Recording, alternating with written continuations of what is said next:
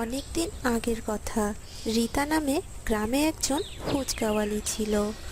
রীতার স্বামী ছিল না, তাই রীতা ফুচকা বিক্রি করে তার সংসার চালাতো। প্রতিদিনের মতো রীতা খুব ভোরে উঠে ফুচকা বানিয়ে বাজারের উদ্দেশ্যে রওনা হয়।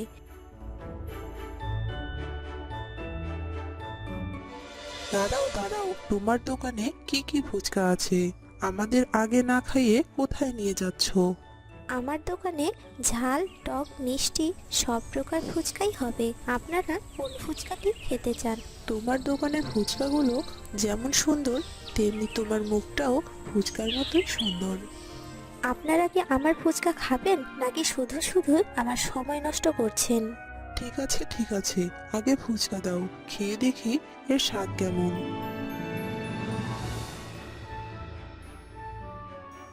খুব সুন্দর স্বাদ তো ফুচকাগুলো, ঠিক তোমার মতো। এরপর রীতা তাদের কাছ থেকে টাকা নিয়ে খুব রেগে মেগে বাজারে যায়। বাজারে গিয়ে দেখে যে তার ফুচকার জন্য অনেক মানুষের ভিড় পড়ে গেছে। আপনারা সবাই একটু অপেক্ষা করুন, আমি সবাইকেই ফুচকা খাওয়াবো, আপনারা লাইন হয়ে দাঁড়ান। এরপর রীতা তার সব কাস্টমারদের খুব যত্নের সাথে ফুচকা খাওয়ায়, আর কাস্টমাররাও খুব আনন্দের সাথে ফুচকা খায়। এভাবে কিছু সময়ের মধ্যে রীতার সব ফুচকা শেষ হয়ে যায়, আর রীতাও তার ঠেলাগাড়ি নিয়ে বাড়ি ফিরে আসে।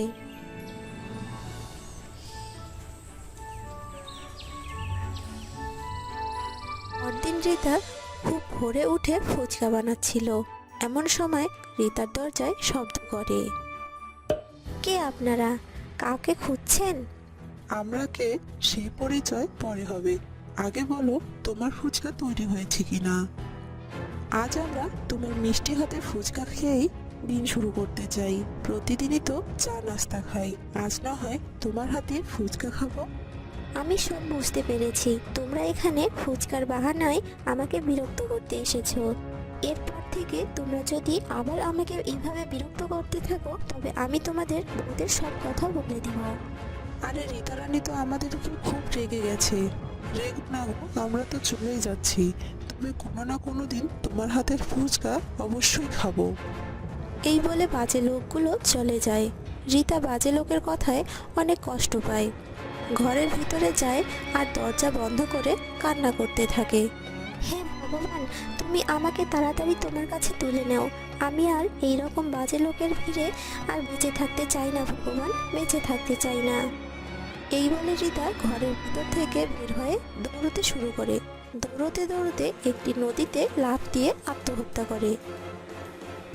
কিছুক্ষণ পর রীতার মরদেহ থেকে একটি হিংস্র শাকচুন্নি বেরিয়ে আসে। বেঁচে থাকতে আমি কতই না সুন্দরী ছিলাম, আর এখন কি বিশ্রী হয়ে গেছি। যাদের জন্য আমি আমার রূপ হারিয়ে ফেলেছি, আমি তাদের ছাড়বো না, সবাইকে মেরে ফেলবো আমি। এরপর রীতার শাকচুন্নি তার বাড়ি আসে আর বিশাল বড় একটি ফুচকা বানায়। পরদিন শাকচুন্নি ঠেলা নিয়ে বাজারে যাবার সময় বিশাল বড় একটি ঘোমটা দিয়ে বের হয়, আর পথেই এক বাজে লোকের সাথে দেখা হয়ে যায়। রীতা রানী, তোমার সুন্দর মুখটা ঘোমটা দিয়ে ঢেকে রেখেছো কেন? ফুচকা বানানোর সময় তেলের ছিটে মুখের উপর পড়েছে। ডাক্তার বলেছে ভালো না হওয়া পর্যন্ত ঘোমটা দিয়ে ঢেকে রাখতে। আচ্ছা, এই ব্যাপার। তবে এখন তুমি তোমার হাতের ফুচকা খাওয়াও আমাকে। তুমি যত ফুচকা খেতে চাও আমি তোমাকে তত ফুচকাই খাওয়াবো। আর চাইলে আজ সন্ধ্যাবেলা আমার বাড়ি এসো, তোমাকে আমি আমার কোমল হাতে ফুচকা খাইয়ে দেব। তোমার বাড়িতে যেতে বলছো? ঠিক আছে ঠিক আছে, আজ সন্ধ্যাবেলা আসবো তোমার কোমল হাতে ফুচকা খাওয়ার জন্য।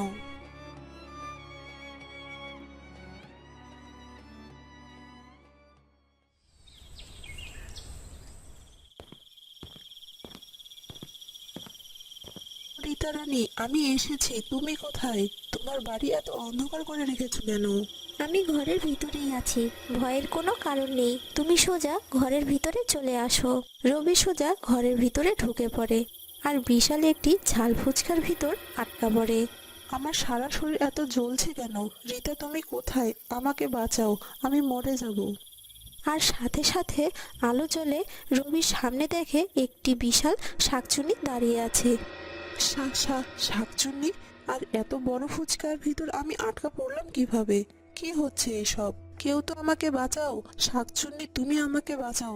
এত বড় ফুচকার ভিতর থেকে বের করো আমাকে। আমি তোকে আর বাঁচতে দেব না। আমি সেই শাকচুন্নি যাকে তোরা সবসময় বিরক্ত করতিস। আমি মরে গেছি, শুধু তোদের উপর বদলা নিতে এসেছি আমি।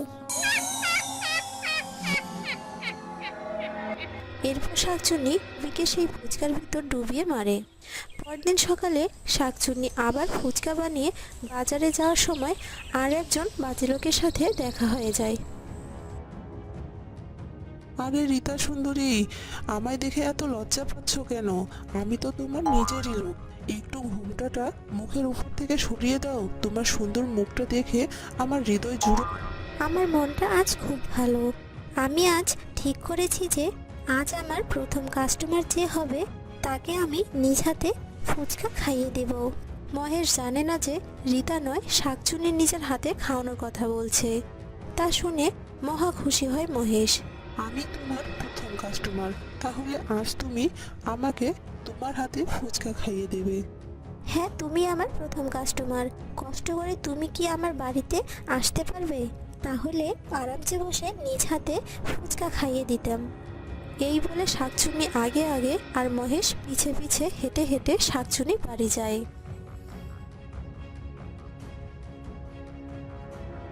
শাকচুন্নি মহেশকে বাড়ি এনে অনেকগুলো ফুচকা খেতে দেয়, আর মহেশও সেগুলো খেতে শুরু করে। খেতে খেতে মহেশের পেট ফুলতে শুরু করে।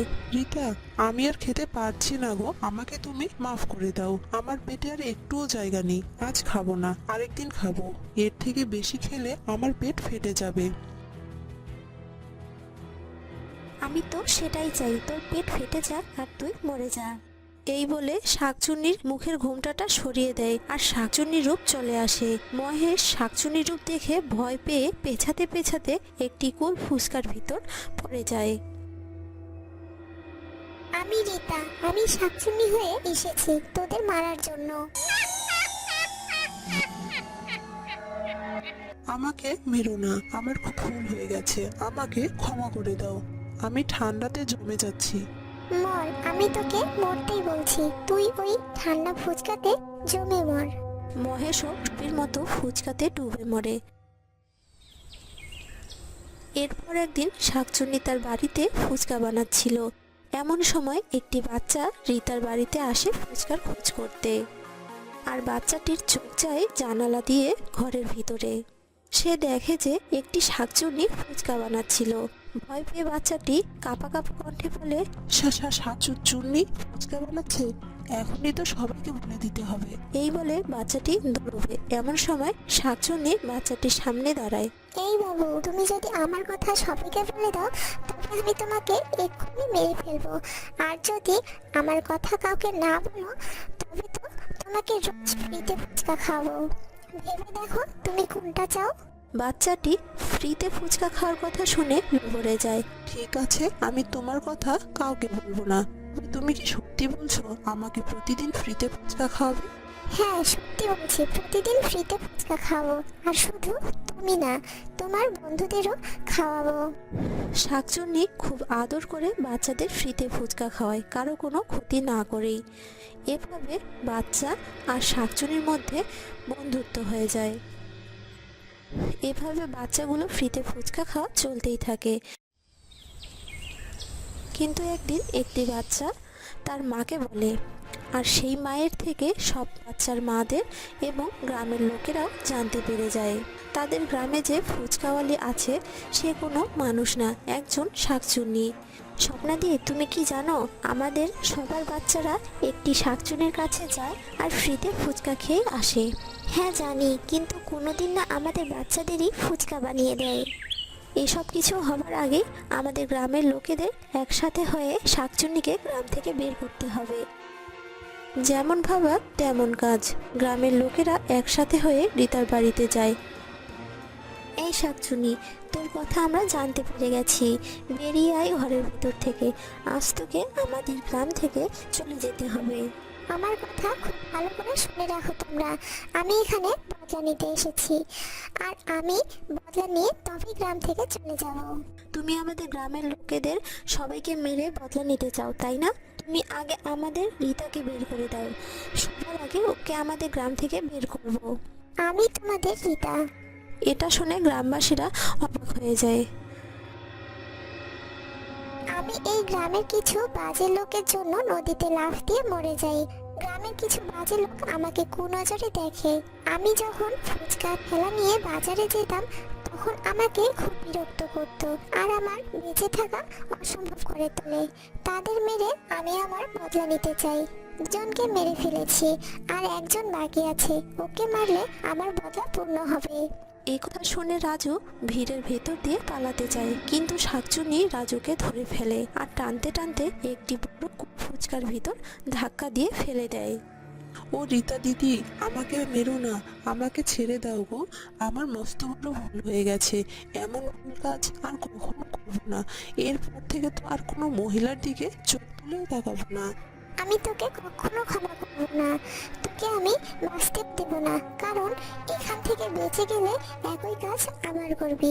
এই বলে শাকচুন্নি রাজুর মাথা ফুচকার জলে চেপে ধরে আর রাজু দম আটকে মারা যায়, আর শাকচুন্নিও সাথে সাথে অদৃশ্য হয়ে যায়। গ্রামের লোকেরা রবি, মহেশ ও রাজুর মৃতদেহ সৎকার করে।